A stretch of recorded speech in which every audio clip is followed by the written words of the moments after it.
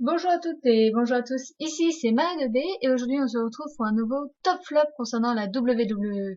Et on commence avec les tops et le premier top c'était le retour lors de TLCS et le lendemain à Raw du Pro de Shield, Roman Reigns qui est intervenu lors du match entre John Cena et Seth Rollins où je vous rappelle l'enjeu, si John Cena perdait, eh ben il n'était plus challenger numéro 1 au titre WWE poids lourd.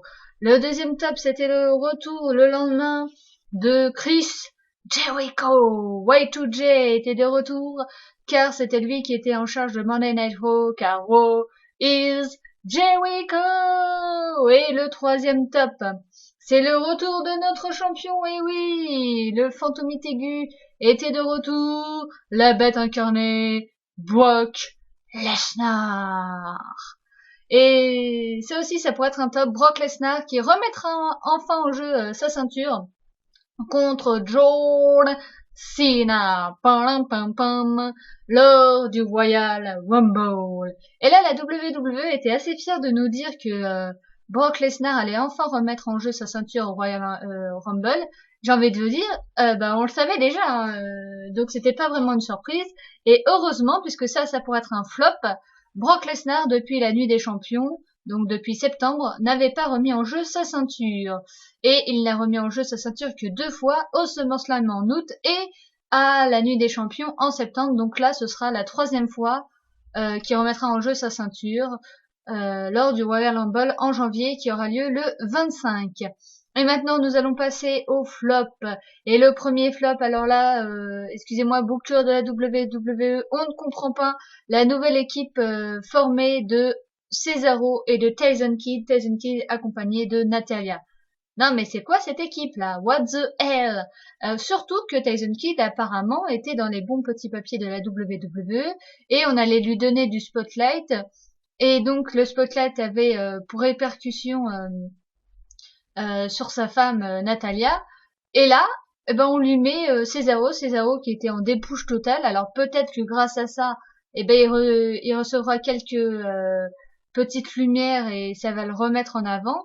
Mais je comprends pas, surtout que là, attention, ils vont bientôt arriver. L'équipe The Ascension qui vont arriver bientôt à la WWE, donc qui était une équipe heel à NXT, si je ne m'abuse.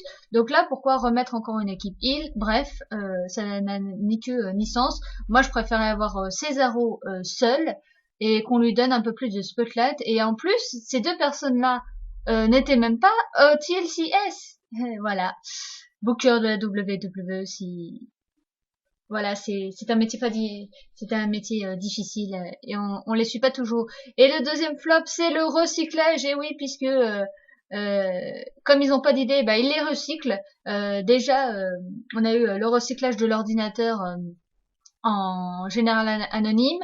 Et là, quand Chris Jericho était de retour à Raw, Fandango avant avait pris la statuette de Chris Jericho pour le moment hardcore où, souvenez-vous, il avait sauté de la cage pour tomber sur Bray Wyatt et d'ailleurs il s'était fait mal au genou.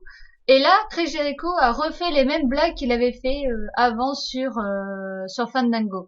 Donc ça, c'est un exemple parmi tant d'autres. Il y a aussi le fait le recyclage d'idées sur la chaise avec Dean Ambrose contre Bray Wyatt, première version, où Bray Wyatt est allé chercher une chaise comme il l'avait fait avec John Cena. John Cena n'avait pas tapé Bray Wyatt avec la chaise, mais évidemment Dean Ambrose a tapé avec la chaise. Donc là, c'est quand même des recyclages d'idées.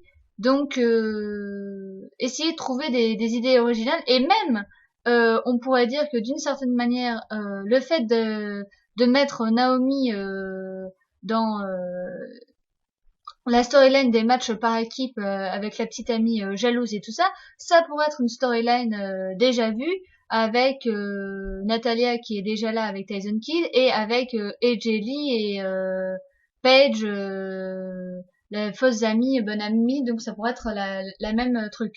Donc arrêtez s'il vous plaît de nous ressortir de recyclage. Même le match, et ça ils l'ont dit, non mais ça c'était hallucinant, comme quoi apparemment personne n'avait remarqué, mais si on n'est pas si bête que ça. Hein, que le match première version entre AJ Lee et Nikki Bella pour le titre de la WWE, en fait c'était pour faire référence au match entre Daniel Bryan et Sheamus qu'il avait perdu en 18 secondes, souvenez-vous, à WrestleMania, où Sheamus était devenu champion parce que Bryan avait embrassé AJ Lee à l'époque. Et là ils ont fait la même chose, donc la même storyline, encore du recyclage, où AJ Lee s'est fait embrasser par Brie Bella, où elle a perdu le titre en une trentaine de secondes, je crois. Donc c'était la même storyline et ils étaient tout fiers de nous dire oui ça fait penser à Brian qui avait perdu son titre en 18 secondes. Oui mais on avait fait le rapprochement hein, donc voilà. Donc voilà c'était tout pour ce top flop de la WWE. J'espère qu'il vous a plu. Si c'est le cas n'oubliez pas de mettre des petits commentaires pour vous qui est le top qui sont les flops. Et sinon, on se retrouve pour le bilan du pay-per-view TLCS, qui sera premier des pronostics, qui aura fait un perfect ou non, qui sera le dernier, et surtout pour le bilan de fin d'année avec les remerciements qui vont avec. Donc sur ce, je vous souhaite une bonne vidéo, une bonne journée, une bonne après-midi, et nous on se dit à la prochaine fois. Ciao ciao.